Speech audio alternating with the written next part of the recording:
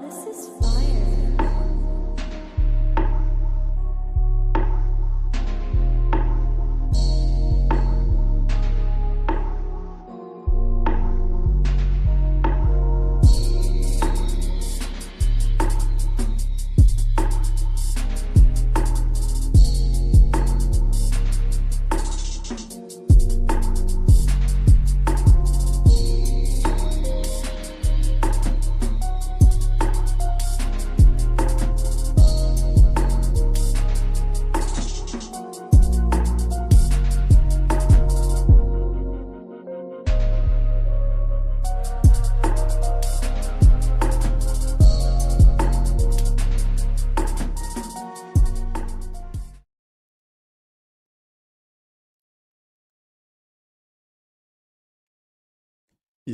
Yo, what's going on, people? What's going on, people? The camera looks a little bit close. What's going on, people? It's SVD on the mic, Dojo Design Guy, back again with another Community Corner episode. Shout outs to you guys out there for joining us. Today, we're going to have Eternal Dragon, long-standing member of the UK FTC, Tekken, Soul Calibur, all that good stuff. So, we're going to get into that shortly. I don't want to talk to you guys here. You're here to listen to him, not listen to me. But before we start, quick announcements. Well, the first announcement, of course, is going to be, obviously we announced the date for Versus Fighting next year. Versus Fighting 14 will take place on the 24th to 26th of July next year. Let's say more details will be forthcoming soon. But for now, the dates are there, so you got no excuses. Get practicing, get booking hotels, all that good stuff. And yeah, there'll be more details soon, but obviously we're excited to get the date out there and let you guys know when it is. So yeah, I'm looking forward to it. I think I got a load of game posters to make and stuff, but it's all good. So we got Versus Fighting coming up next year. We also have, I should really cue these up before I actually start. We also have Drowning Pools is coming up in November 15th. You can still sign up, start at GT/Drowning Pools 2025.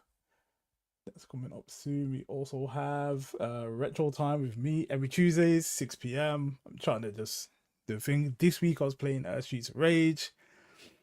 It was fun, but I was getting bodied, but it's all good. So I should be back next Tuesday, 6 p.m. I'm not sure what game I'm going to be playing just yet, but yeah. But enough about me, enough about cheap plugs. We're going to just get into the episode now. So I'm going to start sharing this. And welcome our guest to the stage, Mr. Eternal Dragon. How are we doing today? Yo. I'm doing all good, man. Shout out SBD. Thanks for having me on, man. No worries, man. No, thank you. Thank you for coming on again. As always, I appreciate the time, man. I appreciate the time that, you guys take out to come on and bless the mic, as it were. So, first of all, how you doing, man? How you doing today? So, positive, productive day today? Yeah, man. I'm doing all good.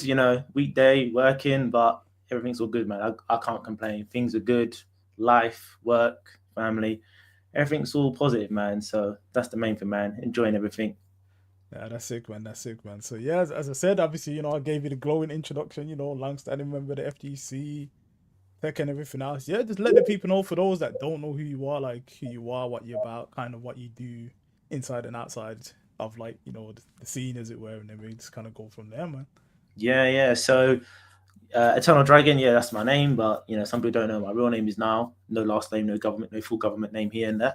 But you probably know me mainly for doing commentary, but mainly for Tekken for some people. Some people don't know I do Soul Calibur as well, but I've been in the scene as a full-fledged FGC member since, I would say, 2016, 2017.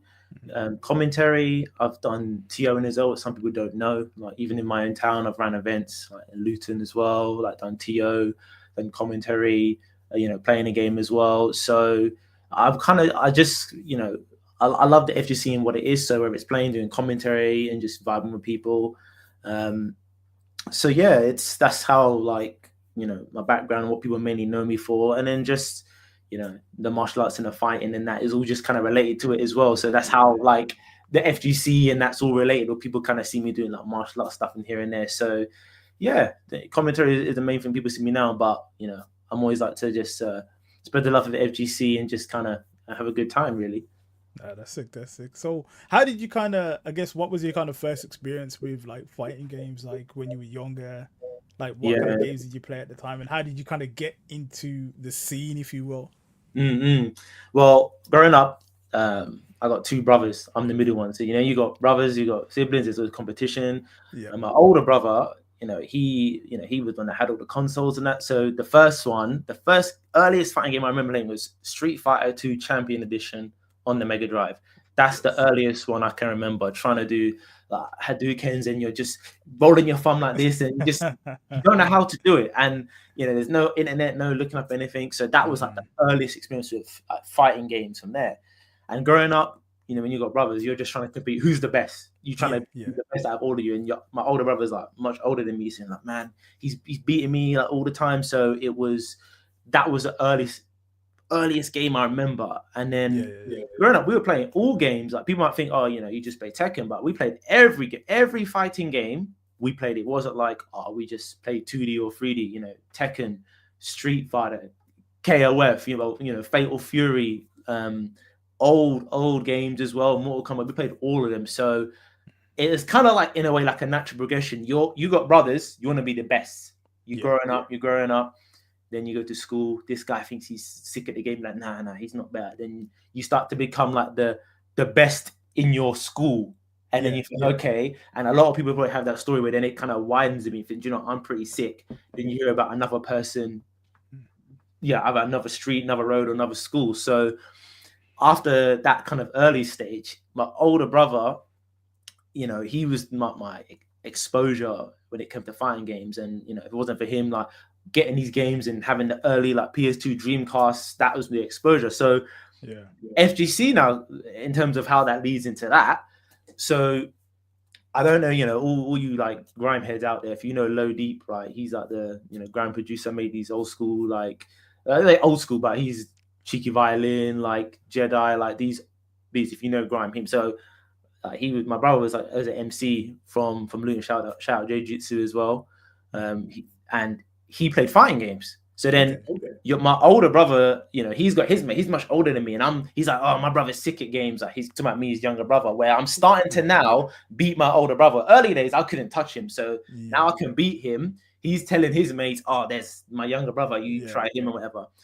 And Low Deep was actually, he knew how fighting games were. We were like brothers playing stuff. We didn't know frames. We didn't know nothing. We're just playing amongst ourselves. But that one person that knows a bit more, and he was just smashing everyone up. So he was kind of that first taste of FGC, and it kind of links him with kind of other members in FGC. So there's a session. Low Deep's friends is having a session.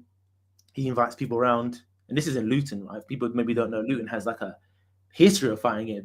We had a Namco station. There was like tournaments ran in Luton.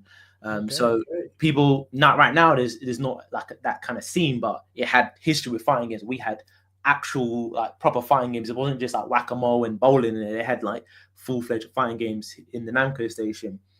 So come to the session and Tyrant's there, and we all know Tyrant now, big so this is earlier. He used to live near me, so he comes in there with his like Balrog hoodie and stuff. Right, if someone's got Street Fighter merchandise, they know how to play the game. Like, they're not just some guy like mashing buttons. If they got merch, they take it somewhat seriously. So he comes and he wins the tournament, and that was my little like taste of, oh, there's something higher than that as well. Kind of skipping a bit. At the Namco station, they had a tournament for Tekken 5 as well. So I play on pad growing up with my brothers. It's arcade. I can't play arcade. I'm like, I don't know, when Tekken 5 came out, I'm probably like, I don't know, 12, 14, something like that. And I never forget this image. Afro, glasses. You probably know what I'm talking about. Ryan Hart. He comes to Luton, and there's a bunch of other people. So he's got a distinct look. I never forget that. He comes, mashes people up in the arcade. This was a Tekken 5 qualifier. And I played some guy in like the arcade, like beating whatever, but I was just playing arcade, I didn't know what I was doing. So those two instances gave me that taste of like FGC and like what's beyond that. So then after that, then I started like watching it, and you go online and then you start watching, and then you first watch her about EVA or tournaments and things like that. So I think the first EVA I watched was Street Fighter 4, maybe 2009 or 10, where it was Ricky Ortiz, I think, and Daigo in the finals on the grainy things there. So that was that kind of introduction. Then Team Spooky, watching all of that. So I was watching FGC from like 2009, like Street Fighter 4 days early before that, but actually entering the scene myself and going to events was like much later on in like 2017. So that's kind of like a brief of how like it started from like my brother, you being the best at your mates, then it's like your family, your mates, then the wider area, then someone that actually knows goes, you don't know what you're doing, mashes you up, and then you just get that competitive. Like, how did he do this? It's alien to you where people are doing these stuff in the game. So that was the kind of road into right. This is what I want to do now. I want to go to tournaments. Everyone's got that thing. I want to be the best. And of course. The competitive nature of the scene just dictates that, you know, when you play, you want to be the best, and you know, there's a bit of competitive edge there, of course. So I guess, how did you kind of, with like your brothers and yourself, how did you get better in that time? Was it just a case of just playing, or were you actively trying to seek out to learn how to play these games properly at that time, or did that come down the line when obviously you met like the Ryan Harts and the Tyrants and stuff? Yeah. So early days with our brothers, we're just playing, and there's no like looking for like anything online. But my brother had like a Tekken 3 strategy guide, so that was probably like the early thing of, oh, there's specific things that you can do. And I remember like I tried to show off with my mates. I took that to school, like, I've been studying this.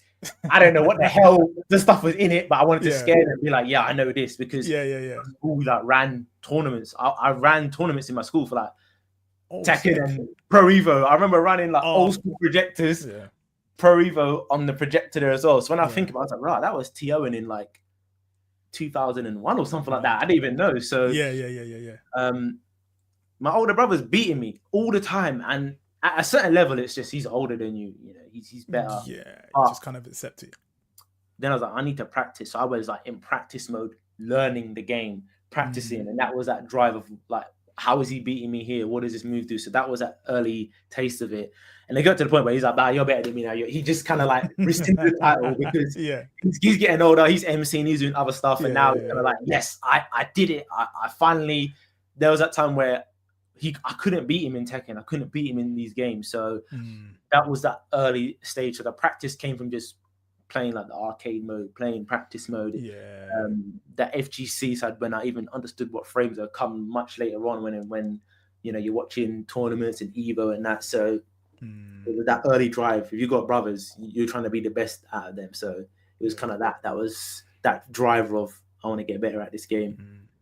Nice. Also, you mentioned Pro Evo. I've got to say, RIP Pro Evo, man. Like, best football game of like 100%. I can't believe what's happened to the series, man. Like, it hurts me to this day. Like, I was never like a FIFA guy growing up. It's always like Pro Evo, ISS, Pro Evo, whatever. And then now it's eFootball, and I'm not into FIFA. I just Master League, classic Master League, man. Like, shout out to Pro Evo, man. I miss that game so much, man. Legendary series, man. Like, the Pro Evo fight. I'll never forget Henri and John Terry on the front of the case. That competitive. That was like, nah, these guys are ready. Like, Pro Evo 5 in school, like everybody had that game. Like FIFA was just dead out. Yeah, it wasn't even a thing back then. FIFA really wasn't a thing back then, to be honest. It's just mad how time has happened and things, and it's like, it's just FIFA now, man. It hurts me, you know. I'm genuinely like upset, man. Like, but anyway, this isn't about me. This isn't about me. This is not about me. So I guess like obviously you're learning and you're playing with your brothers and you're getting better and you're starting to go to tournaments and things. How did you find out about these events and stuff, first of all, and then how did you find the difference between playing with your brothers and then playing with these guys that you don't necessarily know, or they know more about the games than you? How did you find that?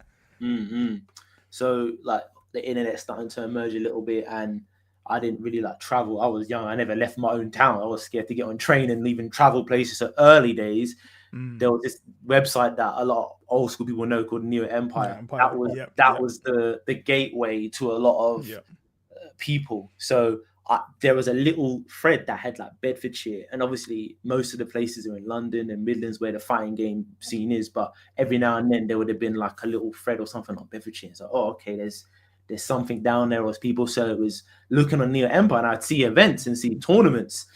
And in them early days, you know, when you're outside of the FGC, you have the perception of these people are super serious gaming nerds. Like they're gonna be like, nah, like get off, you screw up. Like, so I had that kind of perception. And you know, whatever people think of me now being confident, back then I'm confident in the things I'm good at, but out of your own comfort zone, I was like, nah, I'm not gonna get smashed up, and I don't want to go there. And it took me a while to go there, also because I had friends that played it, but they never wanted to like go. We would play hours and hours. Like, hey, look, there's an event in London, like let's go, like, or let's go on the train. And they were like, nah. So New Emperor was the gateway, and then as the years went on and my confidence grew and I started to play more, I was like, okay, let me go out to tournaments. So I guess the first ever FGC tournament I went to was 360 Gaming Tournament in London. That was and people like King J were originally there. So I didn't know anybody in the scene at the time. I've seen King J there,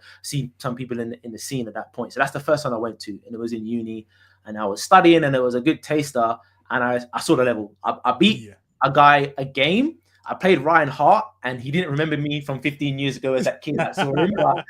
He gave me some pointers at that time, like, oh yeah, you could have done this and whatever. And then I saw I'm not playing how these people are playing. I went my younger brother as well. Me and him both went because we both played Tekken as well. So that was kind of that phase. And then my next then I was at uni. Uni finished, and I was like, right, uni's done, graduated. I've got free time now. I want to get in the scene. I want to go in on like fighting games. Before I was doing YouTube on the side as well, which is a little bit aside. So I was doing YouTube and doing like fighting game content, and that's how I met some other people as well. And then at the time when I graduated, Tekken Tag 2 was kind of like on its way out. People weren't playing it as much. I didn't really play Mortal Kombat, and I wouldn't go competitively. So I like the game casually. I like all the fighting games, but going to an event, I was kind of like stuck kind of in that middle. But then Dead or Alive 5 was out, and Dead or Alive last round. So I started to play that. And then I went to, shout out to NGI, Ray Okana, Fury and all that. I went to their event, Sakura Fight Festa, and that was now proper in FGC. I was committed. I went there, and still, I don't know frames. I don't know this type of thing. So I'm playing on pure feel, and I managed to get third out of, I think there was probably 9 people there. So I thought, oh yeah, man, I'm doing something, and I won the full version of the game. I think when I had the trial version, so I had the core version with like 4 characters. Yes. And then I won the full version. So I got a special place for like NGI because that was like the first one at that stage that got into it, and then from there I'm hooked. Started to run events in my house with like local Tyrant came to my house, people from the local area. This is before Tekken 7 era, so there's not this widespread of tournaments. You know, I didn't go to the like previous like versus finals and things like that. So this is these early stages of it. The next stage is when that Tekken 7 trailer drops and it kicks off the era. That's kind of like the new phase. Before then, I was doing like Tekken Tag 2 sessions. I met my longtime commentary partner, you know, brother from another mother, Stu, Abominable. I met him doing Tekken Tag 2 sessions at my house, and it was just all leading up to Tekken 7. So when I started to go to FGC, I did have this kind of, oh man, these people are like, you know, they're unwelcoming, they're this, they're that, or whatever. You know, these people are like, they're gonna body you and whatever. But then you go to some sessions, there's a few cool people. But you know what? It's just like life, innit? There's gonna be people that are gonna be cool, people that maybe not so much. But I'm getting older, my confidence growing, so I'm just kind of like, you know, I like fighting games. I want to be the best at this age. Like I want to be the best. So I started to venture in, and this was kind of like pre that Tekken 7 era where it kind of blew up. So you say like Tekken 7 was kind of like the time where things kind of expanded and blew up for you essentially. That was the main game that kind of sparked like I guess the trajectory that you're on now and that you continue to go on in is Tekken 7 basically. Yeah. So growing up, we all played. Me and my brothers, we played all fighting games, but the ones that get played regularly at the home, Christmas, birthdays, like first to 50, like playing survival mode, everything was getting played. Mainly with Tekken, Soul Calibur, Street Fighter. Those were the 3 that were on the constant like rotation as well. So now there's sessions for Tekken, right? I'm putting my all into. I'm going to go. They announced Tekken 7. And then they do these.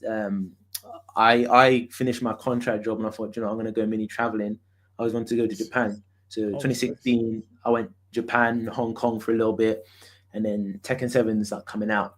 And this kind of ties in a way to like Mr. E's story that he did on here, is that when he talks about the Birmingham pre tournament, because that and the London one, the one that he ran, he had to run that London tournament that had like the weird controllers, had to plug in the arcade machine. That one where he had no budget out. That one. So because I did YouTube at the time, I did fighting game YouTube content. I used to do that like consistently. I got an email from him, and it was like, do you want to come to this event? Because I guess he's looking for players. Yeah. I'm not an influencer, but I was doing fighting game content from the UK, and I'm more than a casual, but not that super serious yet. I'm not just a pure casual. So now I went to that event. I saw these long-time people in there, and that was the start of Tekken 7. And then that's when the pre-release tour, the Birmingham one, I went to that one as well. And that's where it started to blow up. So I'm still as a player. I didn't go with the mindset of I'm going to do commentary, I'm going to speak. But because, I did YouTube for a bit, I feel I'm confident talking in front of the camera. I had a thought in my mind, I think I'd be good at it, but it was just a fleeting thing. Whatever. At the time, before Tekken 7 coming out, I was playing other games. I was playing KOF 13. Nice. And there was some sessions at Heart of Gaming, like 10 Riot, someone from the London scene was there, bodying me, absolute bodying me in a hard game KOF. But, he was just like teaching me. And I was in like a Facebook group for KOF, because I thought, why is there no KOF scene? Like I can see Tekken stuff, but there's no like SNK games. So I don't remember who made the group, or maybe it's me, I don't remember. I was in it, and it had a lot of KOF people in there. And, this is where it's like that one of the big sort of shout out to man like Grimness Vern. He was one of the people in there. He's KOF legend, shout out to Elf all day. And he was running an event, and he messaged me and was like, hey, we're running this event.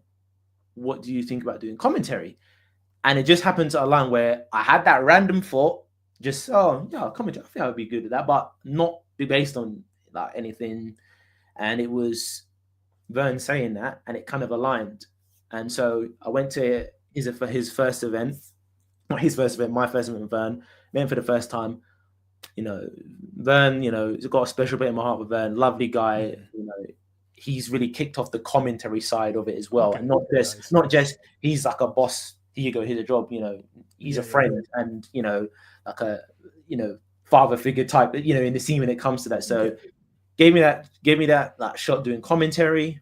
Had one of the best commentary sessions I've ever done with, some guy that Vern will know, infamous Nick as well. That was hilarious. And just, he drove me all the way home. So I live in Luton. Yeah. This is East London Fighters in central London, probably at some point. He drove me from the venue to my house through all London. So he didn't have to do that. And just that little instance, we talked and we vibed, and that's what kicked off now the commentary. So now I'm in the scene, I'm committed. Tekken 7 is coming out, pre-release tournaments and all that. So I'm going to events, and that's where the commentary starts to kick off, where, at that stage, like we know, like Spag and Bubsy were doing commentary, and not many people were either doing it. People didn't really get into the scene to do commentary. Like now, there's some people that come into the scene with, I want to do commentary. Most people no one wanted to jump on the mic. So it was a bit harder to find someone that was willing to, when everybody comes to most sessions at the start to play. So if you're doing commentary, it's like time away from playing. So, and it just happened to, one thing led to another. And I was doing events for East London Fighters with my friend and commentary partner, Stu. We were, like I said, we met through fighting game sessions in Bedfordshire. And then we started to do loads of East London Fire stuff. And then that's what kicked off that thing, doing commentary for them, helping out doing TO. Some people might think I just turned up, do comms and bounce. No, like help running things, set up. That was, East London Fires. If it wasn't for that period and Vern and all of that team, everyone in that team, that was that kickoff when it comes to commentary, really, and foot in the door with that, and just learning about production events and that. So shout out to East London Fires, man. Rest in peace to them, man. Like it's no. They're holding it down, definitely holding it down. Shout out to them. So I'm just going to touch quickly on YouTube before we get deeper into like the commentary side. You mentioned you started a YouTube channel.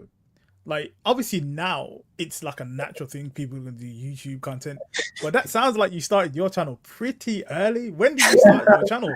Yeah, so like Soul Calibur 5, when that came out, right? And that was some people like it. As me back then, who played Mitsurugi, who played Zasalama, who played Huang. Zasalama Huang weren't in the game. Mitsurugi got gutted. So they had its Tekken 3 where they put newcomers. But it's too much. It's too far into that game for you to replace him. So I was mad about that, and I was just like, yeah, man, And I was watching some other people on YouTube, and I thought, I think I could do that. So I started to do YouTube content, and it was Soul Calibur me talking about when you watch it back, it's so cringe of what the hell was I saying? I put that stuff all on private now, but I was about to pull it up. I'm not gonna lie, I was about to pull it up. No. Like, there's some things that I still know from early, but then I was like doing like the fighting game content. This is kind of early, days doing Soul Calibur. So I was just doing, let's plays that are like 40 minutes. Who's watching that? Like, who's watching you play like 40 minutes of a game? I got no charisma, no nothing, just doing this reaction videos of fighting games. I never invented that at all. Of course, reaction was happening early, but early there wasn't many people doing fighting game content, and especially UK. There was people doing it like in America and overseas. But there would be a couple people doing like fighting game content. So I was doing reaction videos. One went viral when I did a reaction to Superman vs Goku. Because I was just, it's not fighting games, but I was doing YouTube. I was doing Let's Plays. I was uploading like content. So I was trying to be on that. And this was like uni days, so I had some free time. So that kind of helped me have practice in front of the camera with commentary. Some people in the scene remember me from there, because if you play fighting games, you're going to stumble on these videos at some point. People like Pez Charlie is a UK player. Like, I think, he saw me from YouTube as well. So I started to do that kind of YouTube side of dead equipment, dead audio, but you're just starting to you're just getting into it. Early days and stuff. No, that's sick. So I guess in terms of like commentary and stuff, obviously you mentioned how you kind of got your start. How was the transition for you in terms of, okay, you're playing and you're actively playing and trying to learn these games and stuff, and then now you've got to, I guess it's a different kind of mentality when you're commentating on these games, because there's a lot more things you've got to be aware of. So how did you kind of find the transition to commentating? I guess, how was your first commentary experience? How did you find that? Yeah, it was so different than what you've done before. Really, it seems so simple, but you talking over fighting games with your mates in casual is fine. But when you're doing it commentary style, even if it's relaxed, it's still kind of like you're doing a job or providing like service. You're doing something. You're doing commentary for the game. So the first time with East on the Fires, I was nervous as hell. But the person I'm with was relaxed and Grim is cool, so that was okay. When it got a bit more serious events, and it was like, right, we're doing this event, and we need a commentator, and you need to maybe read lines with professional. Honestly, for me at that stage, that side was natural. That transition to the professional commentary side. The thing that I guess struggled with was because I never intended to be a player. Sorry, to do two commentaries. I'm doing playing and I'm still casual, and now I'm talking about the game. So there was a little bit of a mismatch of like, I'm talking about the game, but I never intended to do this. So it's kind of like, now people are listening to what I'm saying about the game, and you got to know what you're talking about, where that wasn't the intention. So there was a little bit of a disconnect and I realized, well, if I'm doing commentary, I need to start, learning more about the game and more of a deep level. And there was a little bit of a kind of, I'm going to the events, I'm here to play, meet people, but then I'm doing commentary. So I'm sitting on a desk for 2-3 hours, not getting a chance to vibe with people. So I kind of, at the early stage, was like, man, and it's no one's fault. I was accepting to doing this, but I don't live in London. So I had to catch the last train. So I can't even stay until the end and have both experiences. I had to, shit, I don't get the train. I'm stuck in London and I have to go all the way back, and I got to work the next day. So that transition to, okay, I'm not playing, which is, it's okay. But now I'm doing commentary. I kind of had to feel, all right, when it came to East London Fighters, Vern, because I see him as a friend, it's not just me it's not just about myself. I just want to play. I want to help out the scene. The scene kind of benefits everyone, really. Of course. If people don't have someone to do commentary, I'll jump on. And it doesn't sound like selfish, like, I do it for the scene. Everyone says they do things for the community, and sometimes they ain't genuine. But I was like, I want to help out. If they ain't got someone for it, I can do it. I'm comfortable doing it. I don't mind. And doing it with Stu, it was also enjoyable as well. So that's kind of how, okay, I ain't gonna be the best player. I'm not doing that. You still have that little competitive thing in your mind, Of but course, now of that course. you start to see like new skills and new things, and this is before any tours at this stage. It's still Yeah, early, so yeah, you're just doing it and you don't know what's happening next. So that, and then yeah. in the late opportunities, whether it's Belong or like other FGZ events, start to come Mm, along. So that was where the transition came when Tekken 7 got more serious. yeah, One thing leads to another, and then me and Stu started to do commentary for Belong game for their Arena Clash series where they've got all yes, the Belongs around there. yeah, And this is the next stage of, okay, now this is serious because Belong are a gaming company and they're mm, running like a TV production. So a very quick change from FGC to you got to read this, you got to do this, and it was strict. So I kind of had a baptism of fire early, and yeah, then early aspect of, okay, there's levels, there's bar fights, FGC, and you can chat whatever, but then there's also yeah.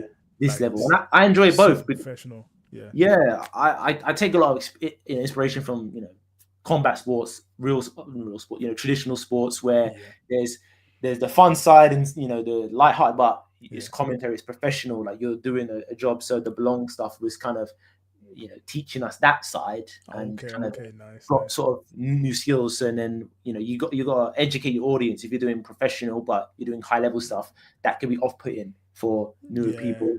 But if you're doing too casual, people that are serious are gonna tune out because it's not for me. So me and Stu, I think, did a good finding job. the We talked a balance. lot about exactly finding a balance. How can we keep newer people? Oh, okay, this is what's happening, but keep the serious audience. Oh, okay, these guys are catering to both sides because Mm. you can do that. So how did you I guess obviously with you doing the commentary and things, how did they reach out to you in terms of Belong? Did they how did that even come about? Like Oh man, yeah, that's another everything is a story. So mm, at this stage, I did some commentary for Vern for East London Fighters, but I'm still not a commentator. I'm still not intending to. I'm going any session I go to, I'm going as a player and I'll yeah, jump on and help. So they started this Arena Clash thing and Tekken 7's out now. And okay, there's a local tournament in Milton Keynes. yeah, There's nothing much outside of London when it comes to running tournaments at this stage. So it's like, right, this is outside London near us. yeah. So, me and Stu were like, we're going to go to that. And early days, Belong rules weren't really fleshed out and they're dipping their toes in fighting games. So they don't know double limb. They don't know these things, right? Which they got a lot of Mm, flack through, but they learned a lot and, that developed over time. So we went to the session. You're supposed to join the team. yeah. Exactly. We kicked the door in. Like we shout out to Abominable. You're supposed to join a team. We go there and play. You guys are going to be in the team. Great, because we were there on the day. We go. Then the next Mm. day they go, wow, we're redoing it, and we're having a new team. And we were like, what the hell? So that was just kind of like, so we're not in the Belong team anymore. It just run in a weird way.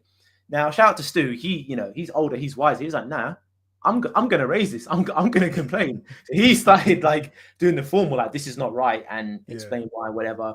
Got into a yeah, back and forth with the people involved, and I think the person involved was like kind of related to someone in the shop as well. So it's a little bit frosty, but in yeah, that, the silver lining from some bad situations can come something good, and so we do commentary. Oh, so they hear commentator heard about doing commentating for a game.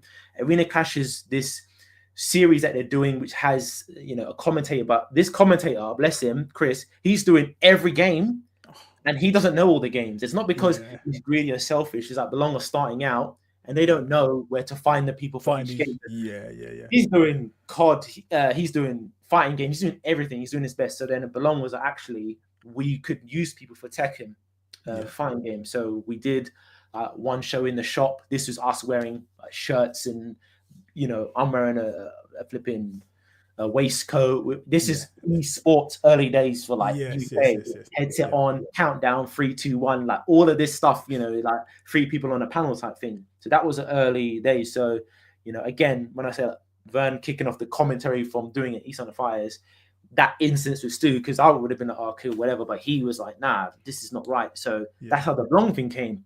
And then it started to grow where Belong had like this week-long series of games and multiple seasons, and it started to grow.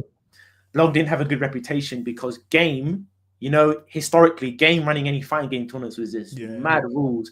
Like I went to Street Fighter one, and you couldn't do like special moves. You couldn't do like they had all these rules because they had this perception of hardcore as well. There was one session where they didn't let anyone use an arcade stick. If you had that, they thought it's advantage.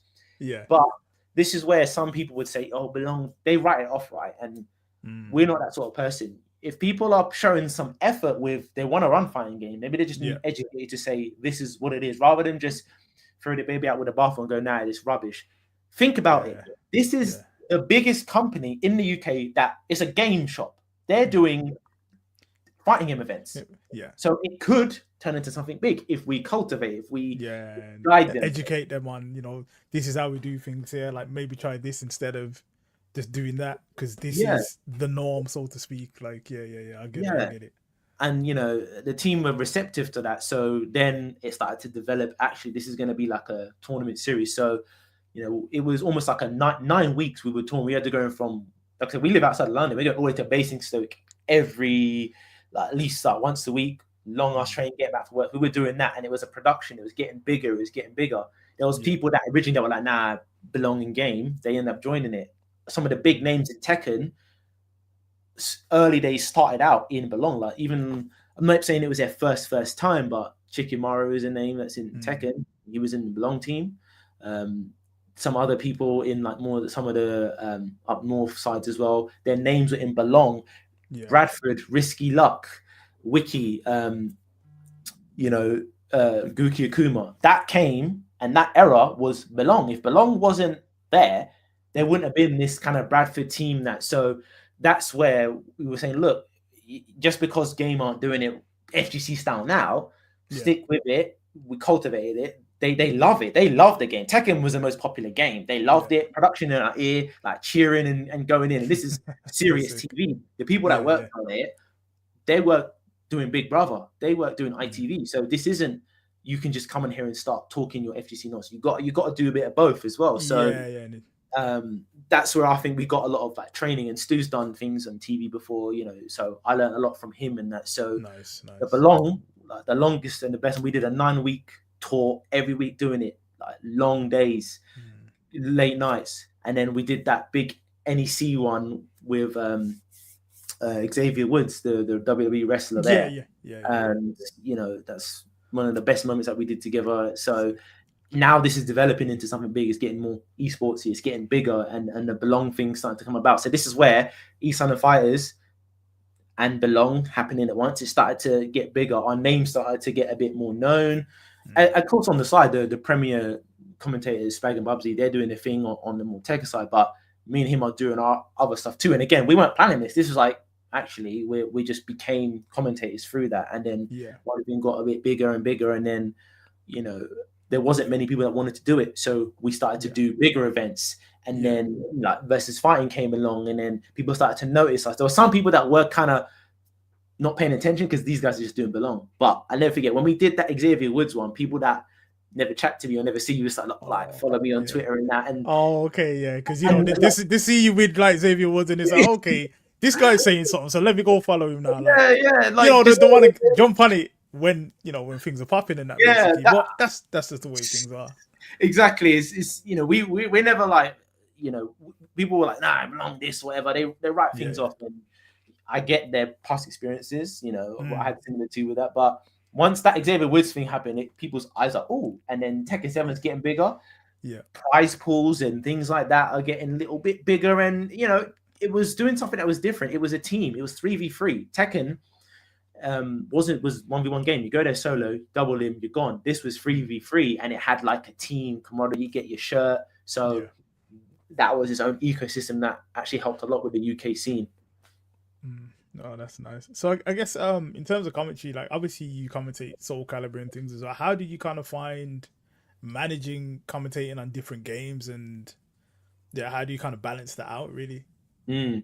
So I guess it comes from, I genuinely love these games where some people, maybe when they get into commentary, they have a game that they like, and they might do one because they know that might be the one with the opportunities or popping, or it's the trendy thing to do. Like now people might join the scene with an intention of being a commentator and don't really play, which again, before people didn't do that. They just play and then you just fall into commentary. So, I was burnt by Soul Calibur. That's the game that Soul Calibur 5 was dead. Like I, taking all the characters. That was the game growing up with my brothers. I was untouchable. Like Tekken, it was a little bit competitive with my older brother and younger brother. Soul Calibur, they gave up. No one could touch me on that game in like family and that. I did these game battles online. That's crazy. That is crazy. That happened as well. Yeah, shout out to Stu. That happened. That is crazy. So I did game battle for the Soul Calibur. So this game's coming out and it's dead. Soul Calibur 6 gets announced with Tekken. And I'm like, yes, I just wanted a competitive Soul Calibur. Yeah. And so again, I'm there as a player. Sorry.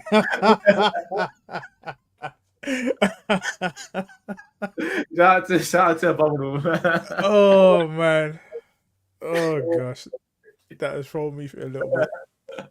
Oh gosh. Sorry, carry on. Sorry. So Soul Calibur wasn't intended to do commentary either. Even while I'm doing Tekken, I wanted to play that game. That's the game. I was like, right, there's loads of beasts in Tekken. Soul Calibur had a scene. Like I was aware of Soul Calibur tournaments at Silent Joel. Shout out to him as well. Yes. Someone in the Soul Calibur scene. He was doing Edgemaster series. So I was aware of that. I was watching that, but I was waiting for 6 to come out to right now. I'm going to be part of it. Yeah. Again, commentary wasn't an intention, but that game is smaller than Tekken. The scene is smaller. Let's establish. So you have even a smaller pool of people who just want to play. Yeah. How many people are going to want to jump on commentary? Yeah. So same with like East Under Fires with he loves Soul Calibur. We both love it. So it's kind of also like, you can hop and do comms. So I love the game. So I'm able to do both because I genuinely loved them both. Yeah. And then it became the same thing where no one else wanted to do it. So I was doing it just, I loved the game and also there wasn't anybody around. But again, the intention wasn't to juggle both. And I found it difficult because I'm still in player mode. So I'm going to a tournament, doing commentary for 2 games, entering both.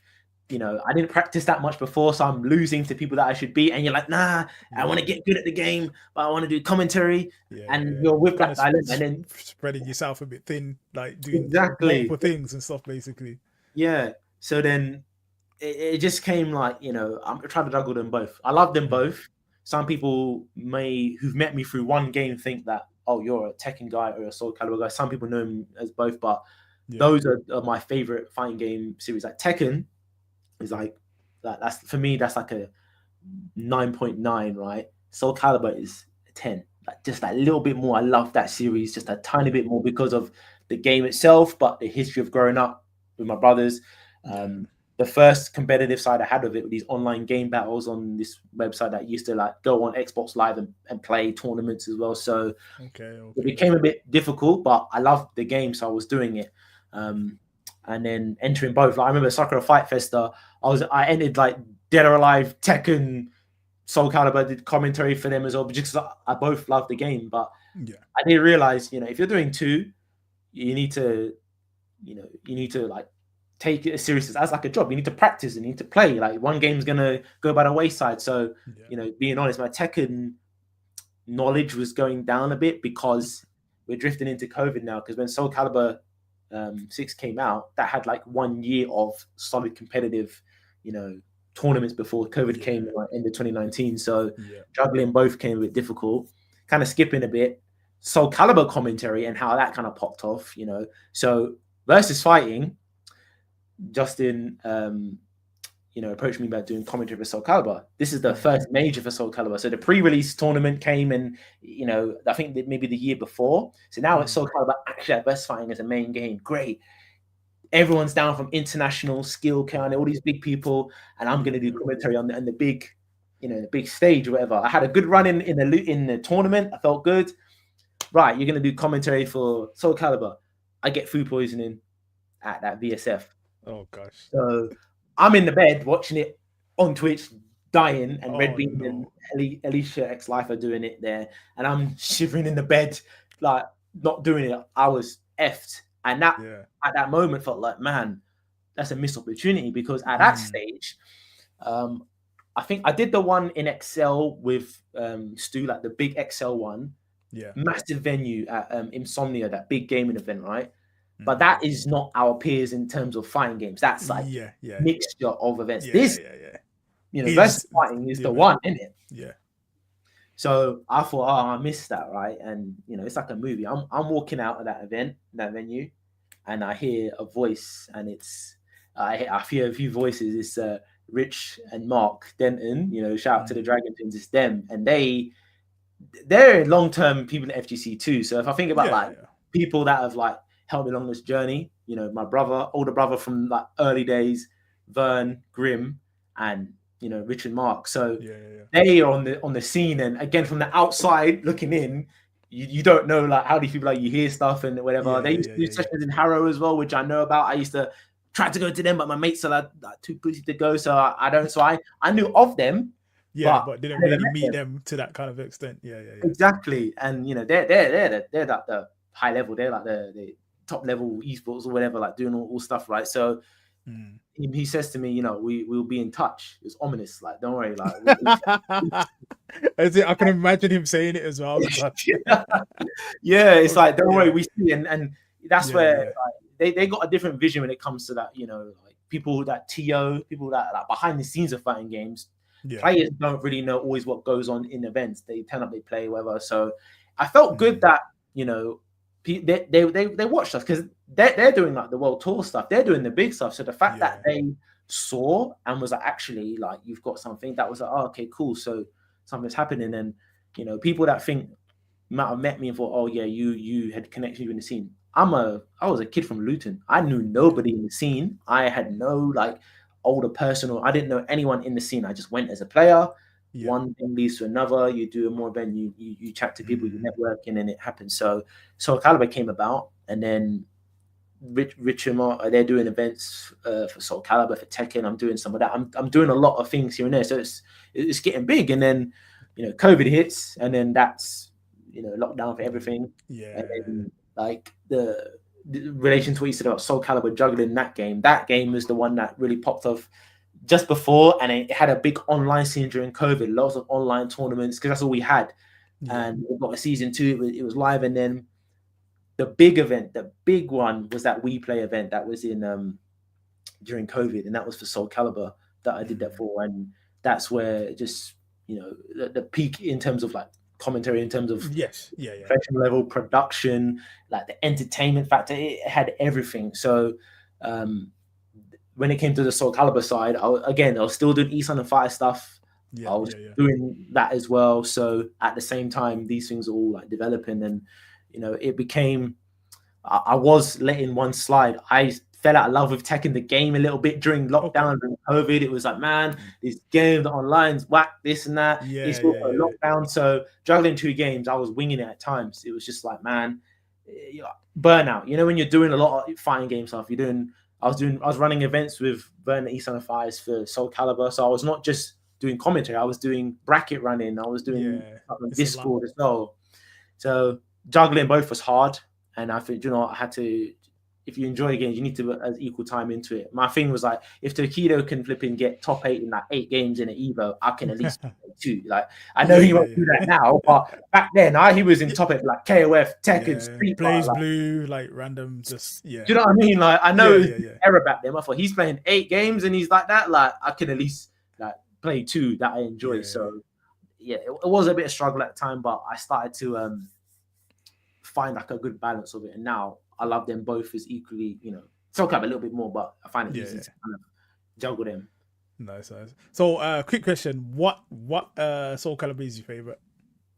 Which is my favorite? So, quick answer is, quick answer. I said that. Okay, it's not going to be a quick answer. No, because you think about all of them and what they kind of mean. So, okay, I'll say Soul Calibur 1 on the Dreamcast, because fair. Started it off. It started it off, and there was no online, so the offline content there was lots of offline stuff. There was the Edge Master mode, Weapon Master mode, whatever it was called then. The endings, you had that, you could customize the intro and put different characters in different spots. The unlocks, the music. So that game got played to death. Dreamcast days, playing that with my brothers.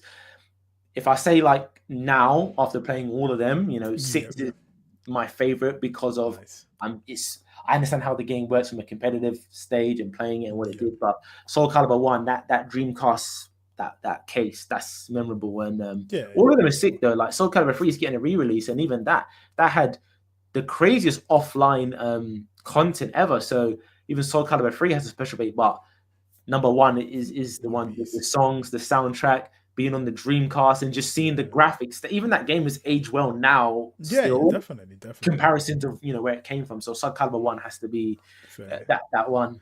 Yeah, because I think Soul Edge or Soul Blade on PS1 was obviously slightly different to Soul Calibur and how it works and that, but I think obviously even that in it, I think that holds a special place in my heart for that because the intro of that is the song, the soundtrack, Yeah, supercar sessions, all of that good stuff, man. Like really, really sick yeah, yeah. series, and hopefully there's like obviously it's still active because of course shout out to Zero, and you guys that keep bringing it to versus fighting and stuff, and obviously Soul Calibur 2 was there this year as well, which was really sick, Yeah, and yeah. the game. And I think there's a place for a game like Soul Calibur because again, with like 3D fighters, it's mainly just Tekken now, to be honest. Because obviously Dead or Alive's not really active. Virtua Mm. Fighters come back now, but there's always a place for Soul Calibur, and definitely.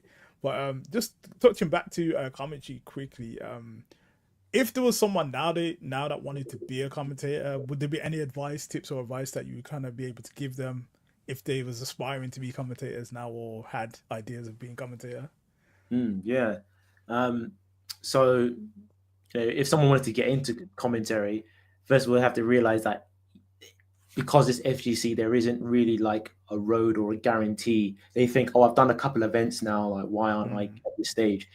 Unfortunately, it's a bit random. So the best things I would say is, focus on learning your craft and learning your game, um, learning and being part of your scene rather than just being like a comment. It sounds funny, but there's some people that have this. They just commentate, but mingle with the scene, know the game, and think about what your role is on commentary.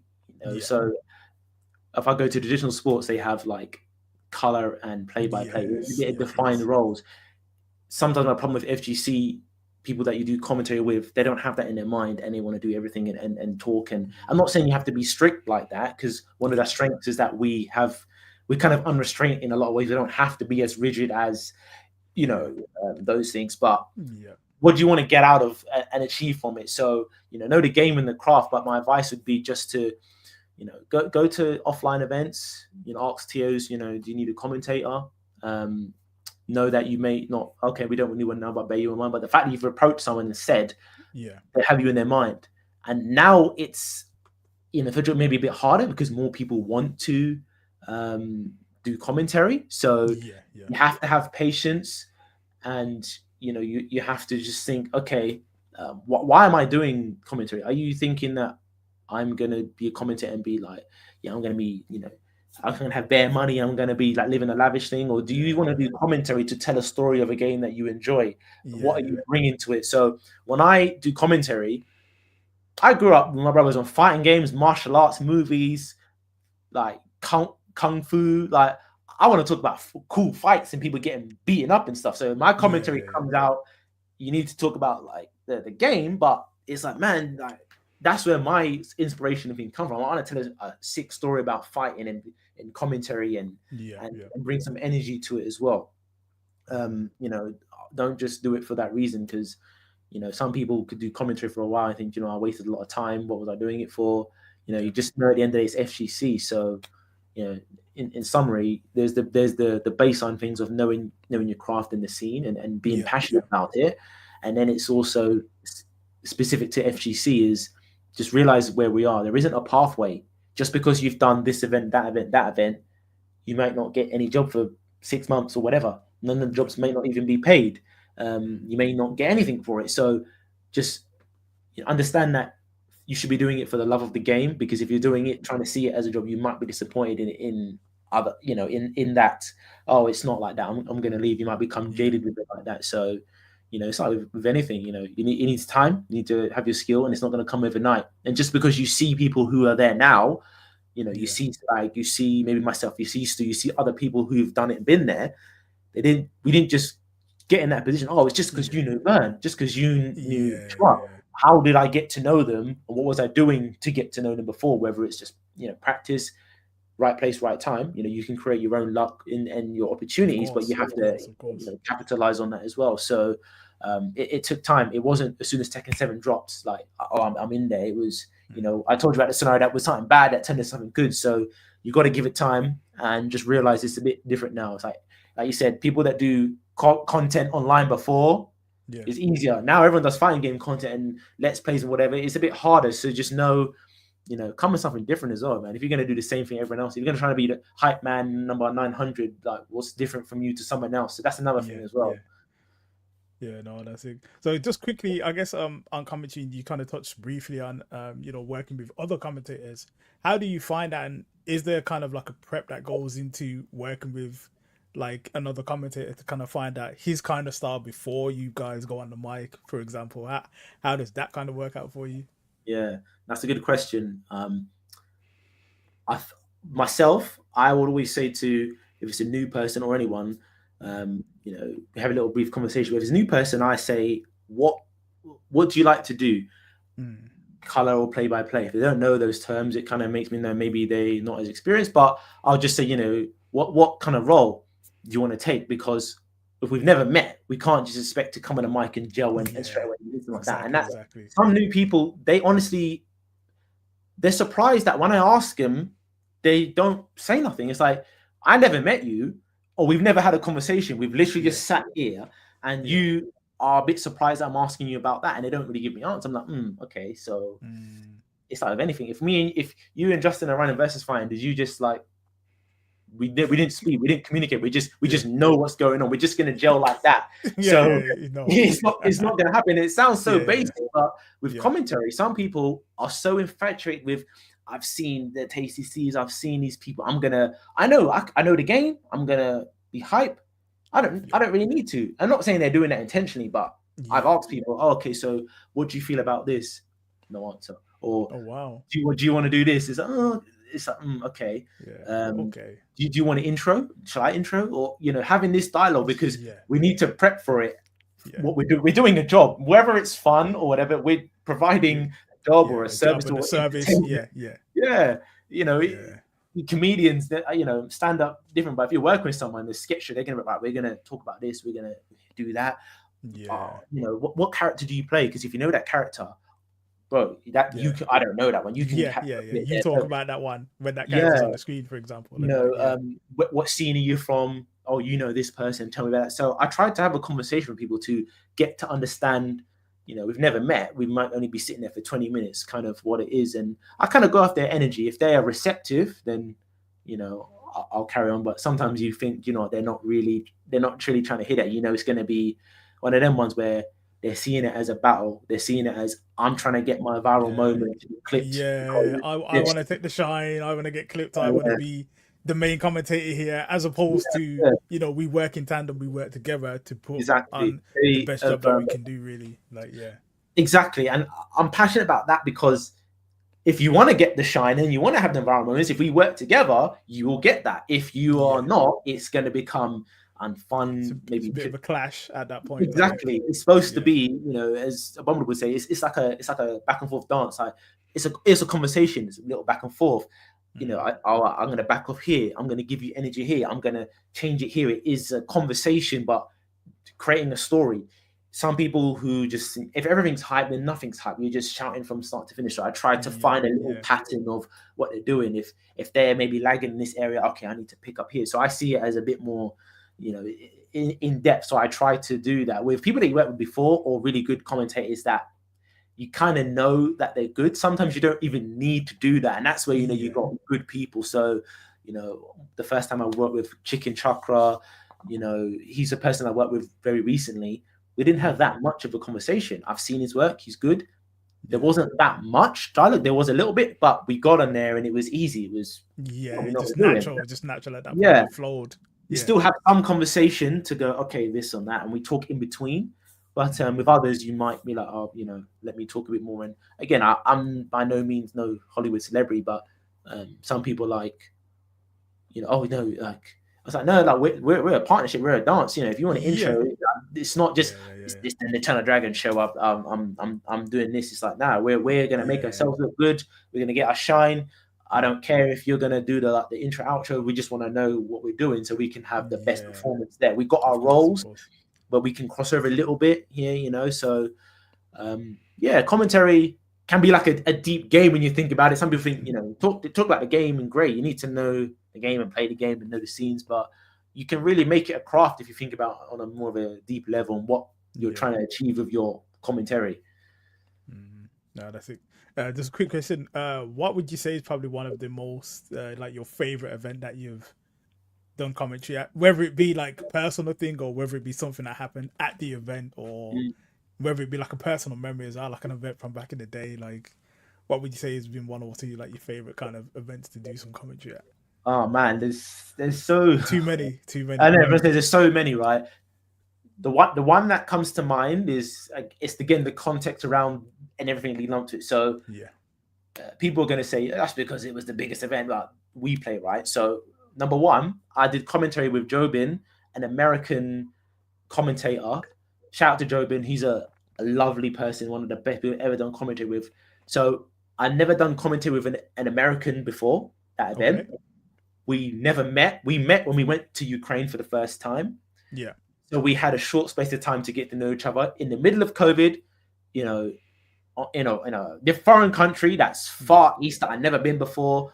Yeah. And we did one pre-event and we just gelled like that. So it was he's a cool person, but that's been the most nervous I've ever been for an event. And the reason I say it's memorable is because of the context. We had like Keani there, like big name, HBT Warrior there as well, James Banks. So it was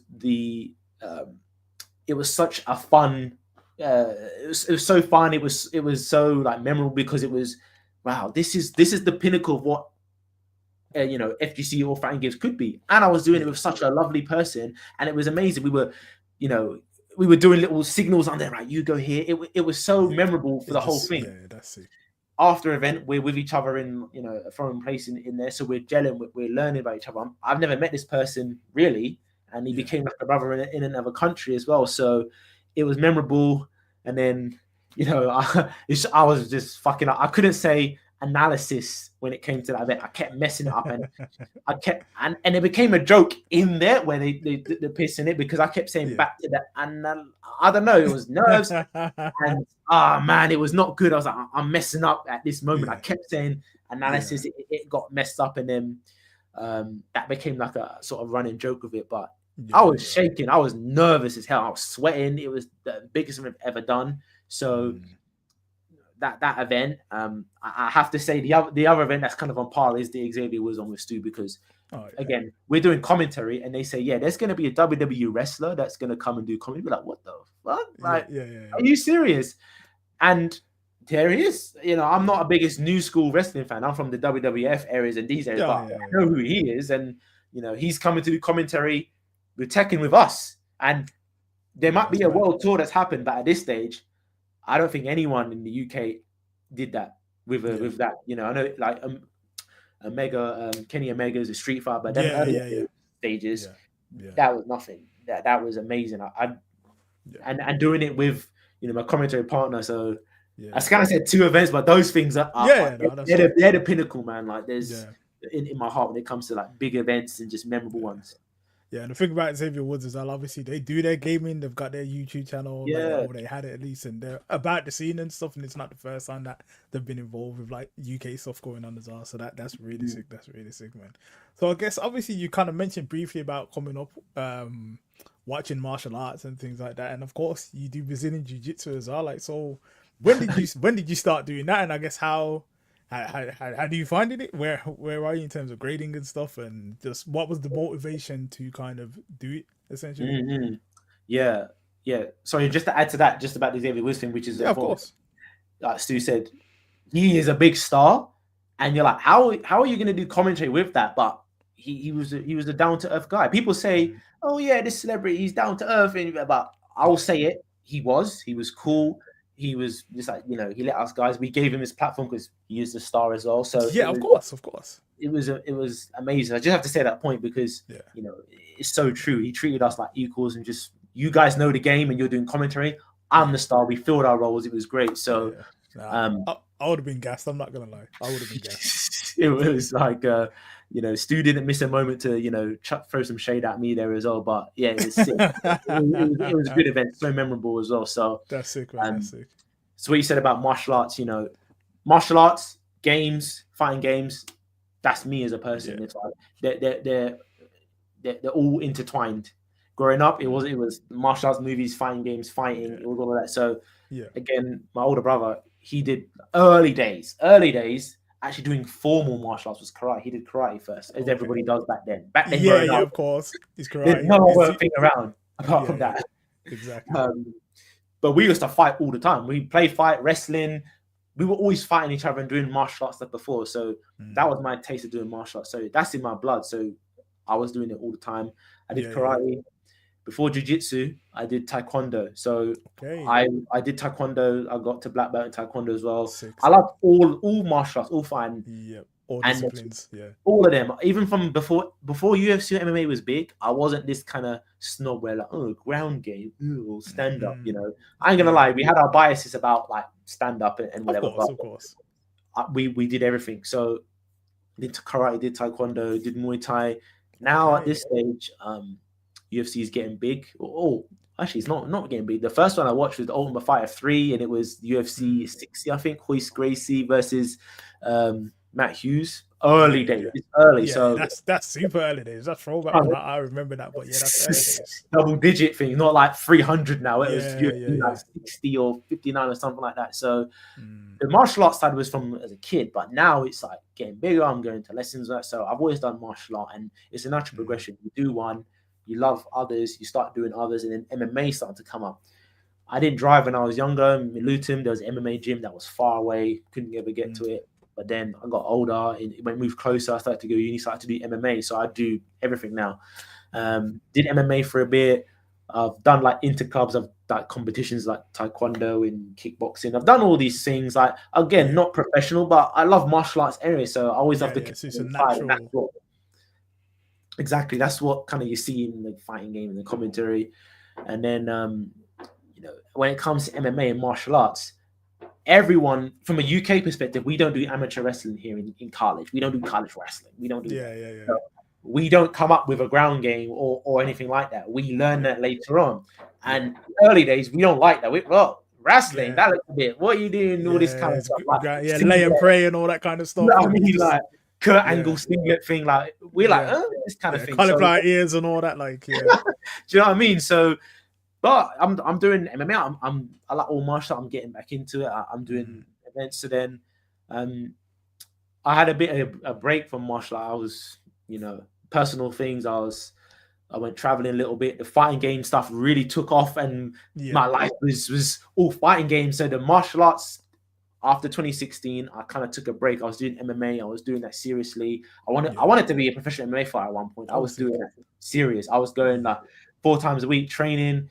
Doing gym, I dropped off a bit, and I was like, "Man, uni's here. I'm doing once a week." So that kind of like I'm not trying to pursue that, nothing like that. Throughout the years, my older brother returns to martial arts because he's the one that got me into it. But you have a little bit of a gap. He goes to this jiu-jitsu class. It kind of splinters off from another jiu-jitsu team, and then again, Deathborn. Shout out to Deathborn in the chat as well. 210 is the one that is in Luton. So that's where he was like, look, come to this gym. People say the vibes and the family, it's a good vibe, but it is. So I started to go to that one officially in 2023. So I did MMA, and you do jiu-jitsu and MMA classes, but the class is mixed. You do some stand up, some ground. You do a mixture. You're not learning pure jiu-jitsu. So I went to a pure jiu-jitsu class, and I got battered. Right, like I've got some skill because I play sport. I've got so you're pretty active. But you see the level. This is pure grappling. This is pure submission. So it's a completely different from doing MMA where it's mixture. So ever since that point, I've been doing pure jiu-jitsu because the weakest part in most people in the ground game, big people start off is the ground. You might be the best person you can fight. You're the sickest puncher. If they grab you and you got clothes on, you're getting choked out by your own uniform, man. You're getting put to sleep by your own hoodie. So, and that's the person that's like half the size of you, wrapping around your legs and messing you up. So all sorts, like man, it's humbling when you do jiu-jitsu. The one of the main draws is because you don't have to do striking. So if you're like, I don't want to do Muay Thai, I don't want to get hit, maybe that's a bit apprehensive, but jiu-jitsu, you get the same type of competitive feeling with grappling. So it's having to get hit in the face and that. You got to work the next day and you got black and like people think you're some fuck like, what are you doing? But jiu-jitsu, you still get messed up, but it's grappling. But the feeling of somebody holding you down, he didn't beat you up and you're drowning. You're like, bro, how did a fully grown man? I'm a fully grown man and I'm getting held down and I can't do nothing. And he can choke me out when he wanted to. So that level of control that they would have because of the experience and the you know what I mean? Essentially. And it's not just the black belts, it's the other white belts that are doing that to you. So I've done martial arts all my life as well. That's part of it. And like you talked about the grade. Currently, I'm a white belt. Some people might not know. In other martial arts, you got the belt system. In jiu-jitsu, there's only a few belts. You got white, blue, purple, brown, black. Yeah, brown. There's another brown belts. So you only have them 5 belts. So the gap between them, if it's in a good gym, it takes a long time, and that's one of the strengths. If you do karate, unfortunately, some traditional martial arts, unless it's a really good one and that takes it seriously, like I love traditional martial arts, but the competitive side and the combat side, it's a business at the end of the day. So they're not going to not grade you because you might not turn up. Jiu-jitsu, especially the club I go to, they don't hand out the next belts for nothing. You have to earn that. So you'll be a blue belt. Sorry, you'll be a white belt for 2 or 3 years. Get that out of your mind that you're going to get a colorful belt. You're going to get a stripe. It's not going to happen unless you put the work in. And the place I go to like that. So currently, I'm still a white belt. So if you saw a white belt in karate, you might think, he's a white belt. He's just started. He's an amateur. Whatever. Amateur boxer, anything, you would see that you think he's a beginner. A white belt in jiu-jitsu, boy, they might turn you inside out still. So you need to. The belt system is different. If it's a good school, when you got that belt, you've earned it, and there isn't like you've earned it. Like I said, one of the coaches that me and Deathborn train at the same place, and they don't like giving it out. They got feel like, man, I don't want to give it out, but it's undeniable. They deserve it. So if you want to test and you want fitness and strength and learning about yourself, do some sort of grappling sport, whether it's wrestling, jiu-jitsu. You can still do your striking in combat, but I did start in 2023 officially doing just pure jiu-jitsu. I've done some competitions. I've done a no gi one. I lost that. I won my gi one. Got gold in that one early this year as well. So you got the 2 disciplines as well. But it's a journey, man. It's a bit like commentary and fighting games. You lose and you can be like, I'm going to give up, but it shows you what kind of person you are, how to improve. So that's it. So first of all, like, you're telling us you're a very, very dangerous man not to be messing, because the amount of like things that you reeled off at the karate, the Muay Thai, like, okay, let me not step to you next message. Let me not get on your bad side. Let me not get on your bad side. But no, that's it. So I guess how does it's all one and the same in terms of like the mentality that you have for like the martial arts and the MMA and the Brazilian Jiu-Jitsu and obviously the commentary stuff is all kind of rolls into one, and how you approach these things, I guess. So, like I said, growing up with my brothers, it was fighting games, martial arts. The references that you can tell the age of someone that they're referencing 80s kung fu stuff. So someone like Byrne, someone like the twins, them people, they like them references. So that's where my inspiration comes with that type of commentary. And then when it comes to like the whole martial arts and fighting side, it's like, well, if you're watching like boxing and you're watching these events, they got play-by-play, they got the in-depth, intricate stuff, they got the hype stuff, but they got like, man, this is a fight, man. He's getting banged in the face, and sometimes you need that side of it. You need the balance. You can't be all professional. Like, you gotta have the balance, and like and it's the key bit when to be. You don't want just uptight, just purely like that. You don't want purely like this. So my like inspiration comes from competitive, the fighting side. It comes to even when it comes to the characters that I play, you're never going to see me pick some guy doing space in the game. I'm gonna pick the martial artist. The actual martial artist, Yeah, maybe like in Tekken now I use Raven, and you can say Shadow Yeah. Clone is fantasy, but there's still the element of ninjutsu is martial arts. I'm not gonna Yeah. pick Clive. I'm not gonna pick Elisa no Robot. Like most of the people that I play or the characters or the things that I like are martial arts first. Little bit of fantasy sprinkled on, but still a bit more grounded. More grounded, as you say, like with the Yeah. martial arts. No, that's nice. I like it, man. I like it, man. Do you still actually? First of all, I'm gonna put you on the spot. Top 3 kung fu films from back in the day. Shout out Shaw Brothers. Shout out Shaw Brothers, by the way, because Top 3. absolutely. If you can't do the top 3, don't need an order. Don't need an order. Okay. I don't know that the order is difficult. I have to go on the thing about the whole like the why or the context again. Like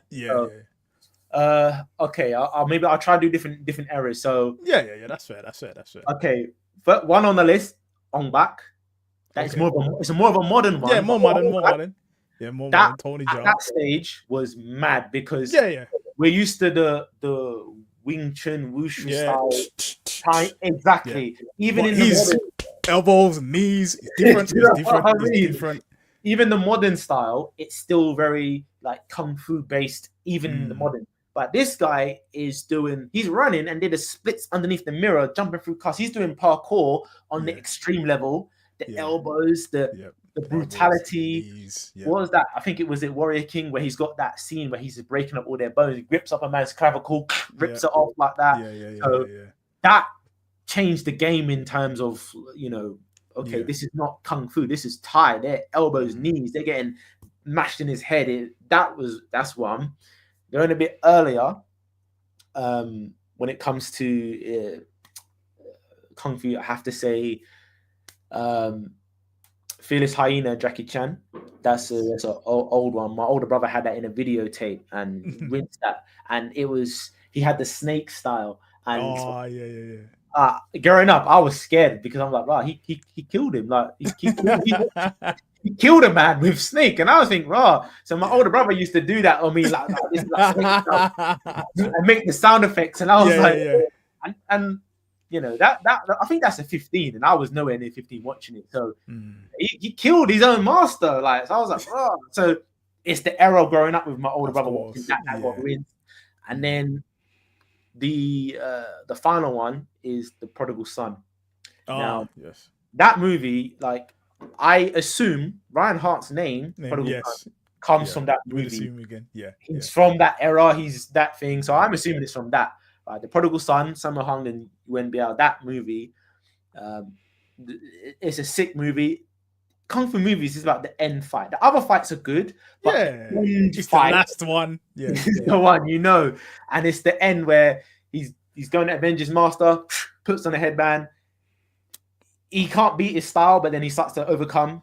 He does that spinning kick, pushes him down the stairs, beats the hell out of him. And a lot of these choreography was very like intricate. He's like bam, bam, bam, bam, bam, bam, beating the shit out of him. And then jumps over the wall, and he's like, Lin Chang, Kung Fu King. Jumps over the wall, credits run. I was like, so Prodigal Son, Fierce Hyena, Ong Bak. There's so many others. Of course. I didn't say a Donnie Yen movie. You could easily add Donnie Yen's into that, but those are the ones where if you want old school kung fu, I know Grim when it comes to old school kung fu, he's not a fan of the modern stuff, but he said it's old school ones. Them ones, the Shaw Brothers era, Golden Harvest, like them. Proper. So I guess that kind of touches on like modern Tekken, I guess, in terms of, you mentioned, martial arts kind of grounded and stuff. And obviously Tekken 8 is a different kind of game right now in regards to that. But I guess just in terms of the your thoughts on like current Tekken and where you see it going. And I know there's obviously ups and downs and whatever else, but in terms of where you are with it now, in terms of Tekken 8 in the game and just like where it is, how are you finding that at the moment, and where potentially do you see it going on? I know, is there anything that you would want to see for the future of the game, I guess? Yeah, so a lot of people got strong opinions about where Tekken is, and it's, not in the direction that some people would like it to go. It's more aggressive. It's less spacing and poke heavy. Mm. My personal thing, I like aggression. I like offensive style. Yeah. Martial arts, I grew up with that. Being defensive is a strategy, but it's about going to mash someone up, choke them out, go for the kill or whatever. So Yeah. when it comes to fighting games, growing up, defense is like you're doing that because you have to. I don't want to do that. I'm trying to attack you. So playing with my brother's friends, you're doing all the special moves. You're just attacking. So that offensive nature of me came out when it comes to the fighting games. So now with Tekken being offensive, I'm like, oh, this is great. I love it. Like you'll take it. I'll take it. Soul Calibur had had meter and stuff early. So if you're a Soul Calibur player, you had a taste of this kind of, it shifted from being purely just swords to now they got meter, now they got powers. So I guess I was a bit primed for that when it came for it. Some people are saying, Soul Calibur ruined Tekken. I mean, it's the same company. Like what are you gonna say? They're doing the same stuff. So season 1, I liked it. There was something that needed to be toned down. Heat engages being like was it plus 14 on hit, and you can't do nothing. So they had good direction there, but they went overboard with the offensive nature of it. Even for me, there's so many things that are frustrating that I can get. If you're playing competitively, you're going to be like, man, it's frustrating. And it's coming from the place that what was there before. So, Street Fighter games are very different each game, 3 to 4 to 5 to 6, they're different. Tekken is more legacy. So we're not used to having too much of a drastic change. And that sounds a big shift in terms of like the direction, and the it sounds funny behind the game, Yeah. It sounds funny when you think Tekken Tekken never had bound, it didn't have screw, it didn't have rage drive, but they were a little bit more it's still mostly about spacing and poking and that with a little bit of sprinkle of magic bullshit here and there. But now it's essentially it's dialed it up to maximum with it. So the Tekken scene weren't as eased into it, and it's a bit more drastic of we don't like this. So I'm liking it. Thankfully, I'm not a competitive player, so that's probably part of it. And it's also the mindset shift. I'm getting in the mindset of they've set out what their vision for the game is. So the people that are hoping they're going to have drastic changes that remove whole systems and things like that, it's not going to happen. I don't think it will happen because it's expensive to make these games anyway. First of all, so now we're going to spend all this time making them. We're just going to take shit off. It's not going to happen. It's going to be tweaks and things like that. So you have to come to terms with, do I like what this game is anyway? I do. I like the fundamentals, and I know it will improve and get better because it's Tekken. So I'm not going to say Tekken's done. Some people are like, Tekken's done. It's like, bro, you're silly. Tekken's so big. It might have had a blip. It might have, almost died with people said with Tag 2 or whatever. But Tag 2, I was going to say. This is not the end of it, but some people have to come to realize, is this the game that you want to play or not? It's purely, that's what it is. It's take it or leave it sort of thing. Yeah, it boils down to that at the end of the day. Like, you can let your opinion know. Don't need to go online and rage and send hate mail to the developers, but they've laid out, this is our vision for the game. They will take feedback. They might change some things, but it is what it is. Are you on board with that? Or, nah. Or can you just, it is what it is and not my favorite, pivot to another game? Exactly. I have a mindset shift. Like, I don't get mad at ranked sometimes, for like connection stuff, but everyone gets mad at ranked, but it's kind of of course. You're having fun, you're playing the game. So I like this thing. There's things that I dislike about it, but I'm enjoying what it is. And I think people need to not let others influence them just because the top players don't like the game or this one.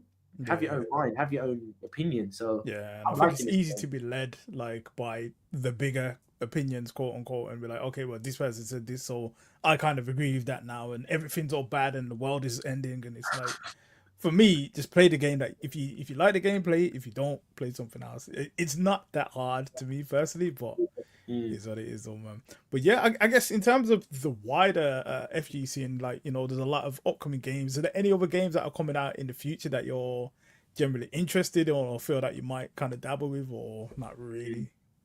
Yeah, so 3D games I think I like all the games 2D, but 3D is the one that's true to my heart. So that Virtua Fighter is the one I'm interested in. Yes. Now, admittedly, out of all the 3D ones, that's the game I'm the least experienced in. So I don't know nothing about that game from a competitive side. So I'm gonna have to learn a lot about that. When I first got Virtua Fighter 5, so my older brother, he got PS3, had Virtua Fighter. coming from a Tekken background, we played like, what is this game? This game is slow as what? Yeah, it's completely different. Yeah, 3 buttons, like It's- completely different. And Tekken. like I played Dead or Alive, and like we played, these games growing up. But when I was playing this, like, well, this game is whack. And that's ignorant. I learned it's not whack. No, it's Virtual Fighter 6.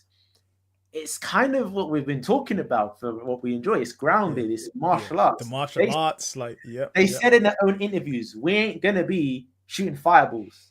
We know, like, we know there's gonna be special effects, and we know you have to get in their mind. It's gonna be a little bit, fantastical. It's gonna be a little bit of effects. They're showing a little bit.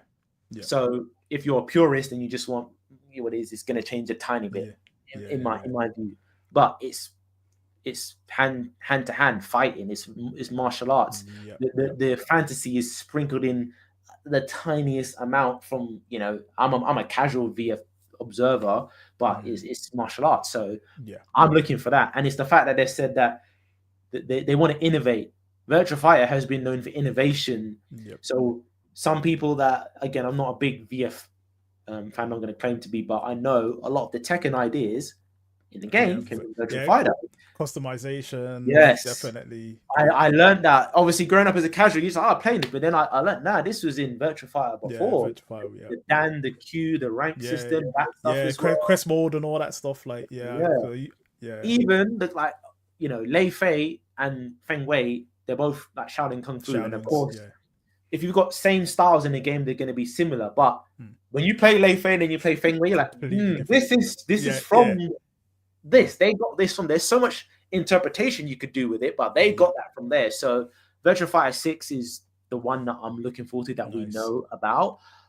I'm not really interested in 2XKO, honestly. That game is not. It's not my kind of style artwork.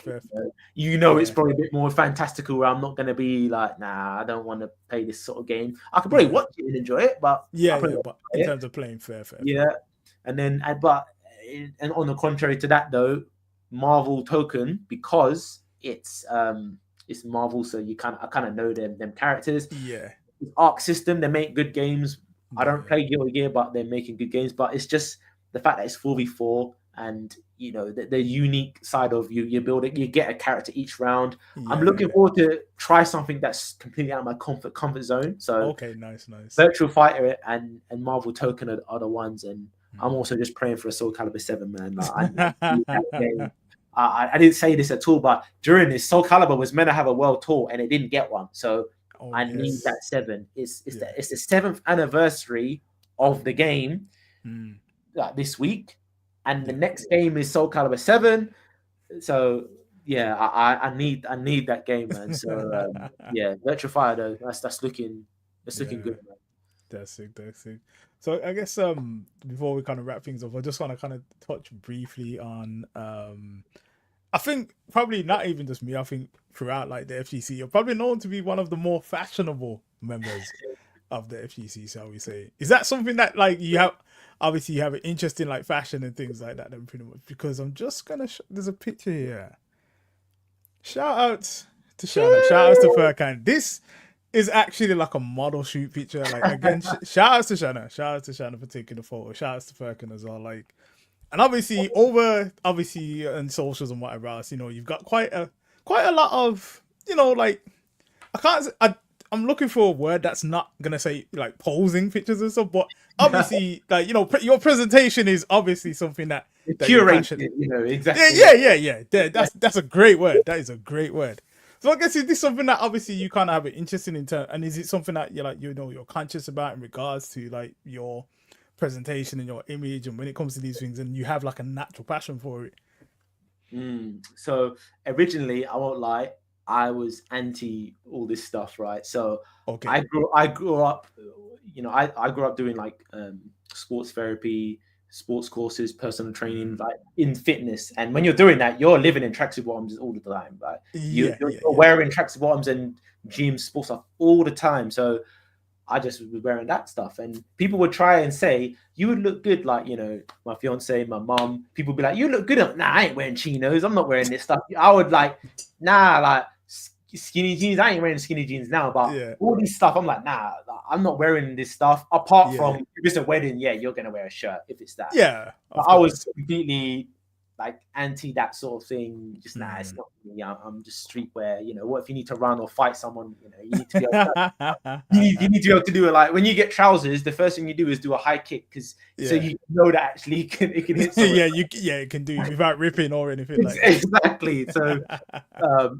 that was my mindset when it came to it. But you know, I know the specific time frame, 2016. You know, like my fiance, she, you know, just to say, women dress better than men. Like men dress like shit. Sorry, like you know, women they make an effort.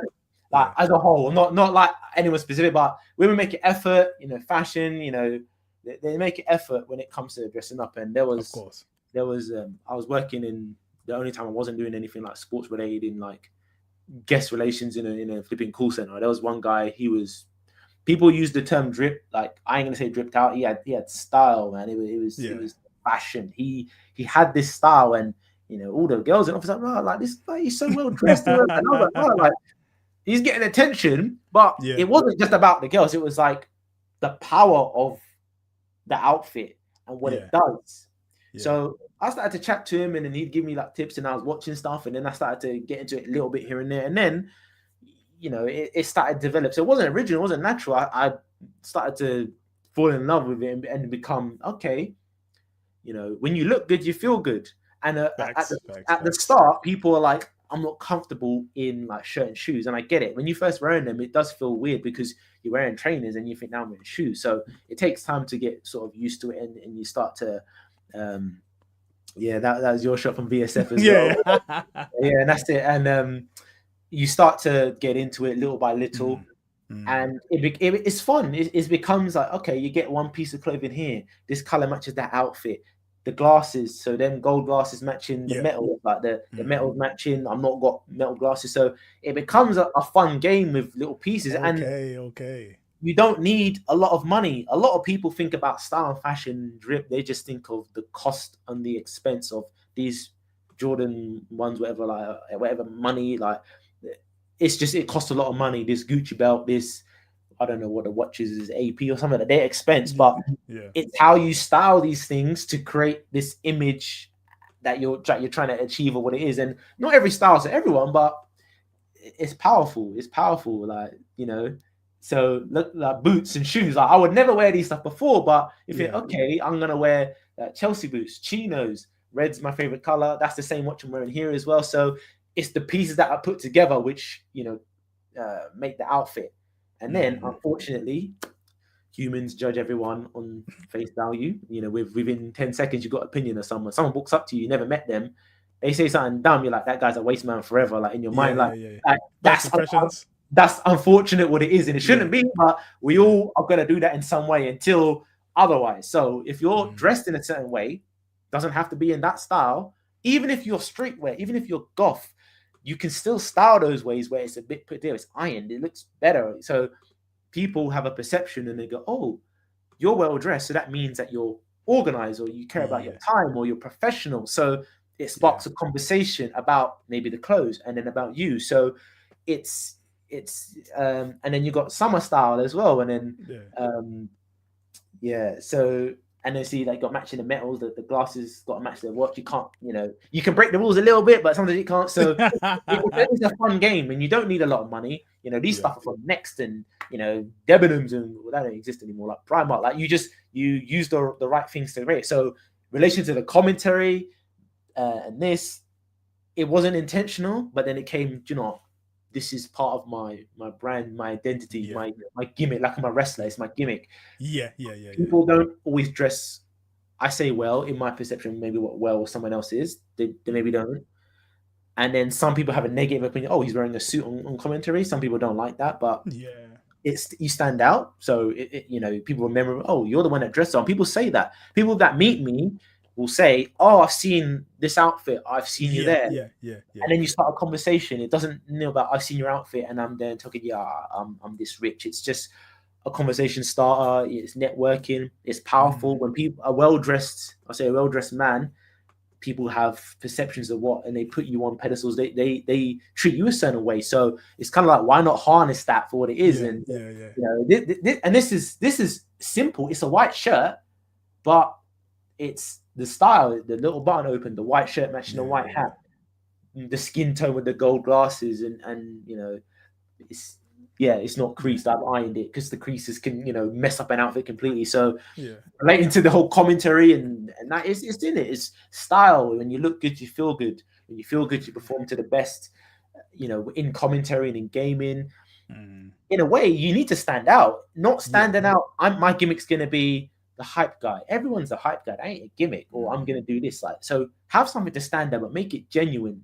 I now love fashion. I love in this, so it's a genuine part of me, but it is an intentional gimmick. I'm gonna, when I go to events, when I go to VSF, I've got a suitcase full of outfits. Like, what can I wear for this day? Is going to be the Sunday outfit because this is this one's the introductory outfit, and you know, it's, you know, if like, some of the guys, if you know, take a little bit more pride in yourself and that you feel good, and you know, I'm not saying everyone's got to, you know, be that style, but you know, you can wear sportswear and you can style sportswear nice, clean your trainers, make the colors match, like the fit, make it fit. You know, even if baggy is your style, you can still, you know, model that to, oh, okay, it's put together nice, it's not just thrown on. So it's kind of it's kind of part of my brand, and you know, shout out to Furkan and Shanna for that. You know, she's a great photographer, and Furkan, he's got a unique style as well, man. He's, where you see it's different. People might look at us, they both wear stylish outfits. Another summer one. Sorry, like, who's that guy, man? Like, someone hired you know, I need tips from you, bro. Like, I'm out here in hoodies and all sorts of that, man. Like, yo, I need to level up my game, man, for real, man. Yeah, it's like, and different feasts for different things, man. Like, I grew up in sports all the time, so now it's for purpose. You don't see me wear much sports trainers unless it's in the gym. If it's outside of the gym, I'm wearing shoes, plain white trainers only, clean plain white, or these summer ones. So it's, you know, you just gotta find your style that works for you. Even if you're pure streetwear, hype beast or that thing, you can still, I'm gonna have it put together a bit nice there. I'm gonna iron it. I'm gonna match the metals, which is a simple thing. I'm gonna match my glasses or something, or I'm gonna get, you know, I'm gonna make sure that it fits me, so it ain't massive or it's not too small or whatever. So it's, you know, you gotta have your wrestling gimmick, man. Everyone remembers like you for something memorable, like Tasty Steve has got 1 billion beads on his arm. The beads and that, that's his thing. It was all your personality too. You know, Spag has the sunglasses. That's his thing. Yeah, people remember him for it. It's iconic for him. You know, like Grim he's cut it now. Grim got the dreads. Like, you know, your unique thing about you is, you know, when it's doing commentary, it helps with that. And when it's fashion and that, it's a different sphere. People in the gaming scene don't dress like that as much. So and sorry, touching on that Furkan, his is very different. His is like jewelry heavy and different. So you can see the difference, even though it's still trying to. We both had a conversation, like, you know, trying to sort of elevate the style out. You can have this, these the streetwear, but there's others as well, man. Look at that, man. Like, sorry, it's just that was organic. That was the first time I met him. We didn't plan that. Shout out, sick photographer. And just you know, the subjects and the pose and everything just coming together. So shout out to her and Furkan, man. Like, good people, man. Yeah, just man. Nah, but there's a lot that goes into it, man. That's sick, man. That's sick. Like, I say I'm gonna hit you up, and I need to level up my game, man, because I'll be rocking a suit next versus fighting and that. Yeah, man. I might do Metafy for like fashion. You know, they do like, the training and stuff. If anyone, some of these fighting game players, right? It's kind of fashion related. They win their event, they go, good game, they walk away. That's cool. I'm not saying do something that you're not, but if you got your style, your fashion, your branding, and you're on stage and you're gonna, it's all eyes on you. You never know where you may end up. So your branding, not to get too deep in that, is part of it. And the fashion side can be related to that too. So yeah, if you need like image consultancy, like hit me up, people. I'll show you what to do. You know. Sick. So I guess what's next for you in terms of events? Have you got any upcoming events that you'll be commentating at, or just going to in general, or like throughout the next year as well? Like, what's next for you? Yeah, so I've got one event I'm commentating in end of February. It hasn't been announced yet, Okay. and the event hasn't been announced yet. So um, I won't say exactly what that one is, but Yeah. that one is it's an event I've been to before, international event. That one is like I said, end of February. That's Nice. my next sort of commentary one at the moment. In Okay. terms of going to events, I'm going to the local. I live in Luton, but my local now is Milton Keynes. Shout out to them. They the Enigmatic Smash Clash, ECS, Oh yeah. ESC. They're doing ESC, an yeah. event. Yeah, Okay, yeah. Shout out Sam. I yeah, remember seeing their flag in one of the in auditorium at Versus Fighting and one of the finals yeah. of things. So I remember I took a shot at them. But shout outs to them. Big up to them, man. They got the scene in Milton Keynes, and from around outside of London here, that's now my local. I used to run events in Luton, but we don't have that scene anymore. So I'll be Yeah. going to their event roundabout where um, I'm gonna go there, support, Nice, just nice. mingle with the players. I may do some commentary there, but I'll be going to that one. The Tekken World Tour finals again. I'm just going as a this is a spectator commentary Yeah. stuff at the moment. That's the only one in February I've got coming up. Oh, okay, In nice, between nice. that, I'll be just going for some casual ones. Like like the Twins have done like casual rounds as well. They Oh got a yeah, few yeah. coming up, so I may head to them as well. So yeah, it's kind of like those are the main ones I'm going up. The roundabout one in MK Tekken World Tour finals. That's in January. I'll head to that in Sweden. Nice, The nice, international nice. one there. So yeah, got a few things. I'm hoping other things are coming up like in Of between. course. Because that's the FGC. It goes quiet for a bit in Mm. terms of maybe like commentary event and everything. Oh, there are these events here, but I'm enjoying the ride. There's a lot of other people doing commentary. It's just everyone's getting their piece and shine and whatever. So yeah, I'm just enjoying this ride, man. That's in my next sort of events there. I'll be heading out to. Yeah, that's sick, man. So before we kind of wrap it up, you got any shout outs? Anyone that you want to shout out? Or shout out your own socials and stuff and things like that. Yeah. So if you want to follow me on Twitter at Eternal Dragon 28, that's where it's mainly like that's my gaming related content. Mm. Mainly promoting UK stuff, Tekken, UK Soul Calibur. If you're interested in the Soul Calibur scene in the UK and you want to get involved, I tweet that. We've got the Discord for that as well. So Nice, follow nice. me on Twitter and see what I'm doing. Instagram is at is Nile_Dragon. So if you want to see fashion and you want to see martial arts and you want to see that side, that's more my Instagram. So if you're interested in that side and you want to see, I like the gamer side, but I want to see that. That's where more the fashion content is, the martial arts, and the more I guess the behind the scenes type of stuff there as well. So yeah, you see, like I said, this is more of a curated thing there as well. So if you're interested in that, this is where you can find me on Instagram. And then just, first of all, big up to yourself, SBD, for having me on, man. Nah, I Shout out appreciate to you, man. I you as well, appreciate you. man. I appreciate it. All the hard work you do for the FGC and that. Thank And you, man. Thank you. your graphic design is good, man. I like I said, I shout out you with the designs. And I like the fact that the versus fighting designs are always fighting related. They're always fighting Yeah, related. yeah, yeah, Always combat, fighting, or yeah. some warrior stuff in it. Like the new design as well. I like Yeah. that. So Always that's try why and keep it like that. I gravitate to that. I was like, yeah, Yeah. so shout out to that. Yeah. And yeah, just big up to my brothers. All day, if it wasn't for them, then I wouldn't be where I am. Big up to my mum. Yeah, shout out mum as well. Big up Vern. Like I said about East London Fighters, if it wasn't for him, a lot of this stuff wouldn't happen. Stu, brother from another mother, love you, bro. We was on this journey together. Big up the twins, Rich and Mark. Shout out to Silent Joel, Soul Calibur guy. Good guy. Shout out to Pun Life as well. Got a shout out to him, man. He's a long-standing person I know in the scene. East London Fighters times. He's a really good guy, man. Shout out to Pun Life as well.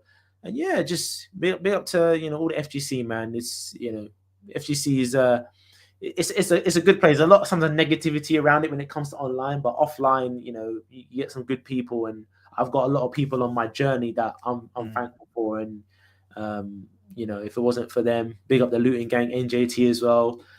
Yeah, so shout out to all of them. Nah, that's it, Chris. That's it. So thank you for coming on. I appreciate your time. It's been a pleasure to have you on. It's been a great episode. And before we go, just a few more quick announcements. We'll be back next week, Thursday, 7 p.m. with Mr. Kennel. So we got Kennel coming up next week, talking about events, commentary, he ran a quiz on the Friday at Versus Fighting this year, so we'll be wrapping up about that as well and a few other bits and bobs. So shout out to Kennel. We're here with him next week. We've got, I say, Versus Fighting dates for next year got announced. Versus Fighting 14, 24th to 26th of July. Yeah, there'll be more details coming soon. I've already kind of done the main poster. As you mentioned about obviously the martial arts, I was so glad that I managed to do like a Shaolin one this year because I've been trying to do one for a while and it just didn't work out in terms of getting the imagery and all the rest of it. But I was happy to get that together this year. Then as of course we have got Drowning Pools coming up November. Where are we? Got Drowning Pools coming up November 15th. Sign up in there. Start at GG4/Drowning Pools. Got Street Fighter, Tekken, Guilty Gear, and I'm sure Kennel's going to be talking about Drowning Pools next week because I'll obviously being from Liverpool. And then also myself, I'm also a children's author illustrator, so I got like children's books and stuff, coloring books, things of that nature. So this is what I do outside of like Versus Fighting and design and whatever. So got children's books, coloring books, plush toys. You know, it's coming up to Christmas. Help a brother out, like littlemiloBooks.com. littlemiloBooks.com. So yeah, I do all the illustrations and stuff as well. Like sick, man. That's sick. I like that. No, I appreciate it, man. So yeah, littlemiloBooks.com for that. And I think after that, that's all the shout outs. But again, Ton of Dragon, thank you so much. I appreciate the time. It's been great. We'll catch up soon. Thanks everyone that was in the chat that joined in and commented on the episode and stuff. Appreciate you guys. I say we'll be back next week, 7 p.m. I'll also be back probably this week doing a retro stream as well. As I said, this week I was playing Streets of Rage. Next week, I'm not sure what I'm going to be playing yet. But I'd say Tuesdays, 6 p.m, twitch.tv/Electronic Dojo. I'll be playing retro games, so just come and join me, just hang out. And of course, you can find everything else on Electronic Dojo on all socials, except Instagram, where it's Electronic Dojo UK. But for now, heading off. Again, thank you for your time. Thanks everyone in the chat. Yeah, we'll be back next week. See you later, guys. Peace out, man. Thank you. Let's just end that.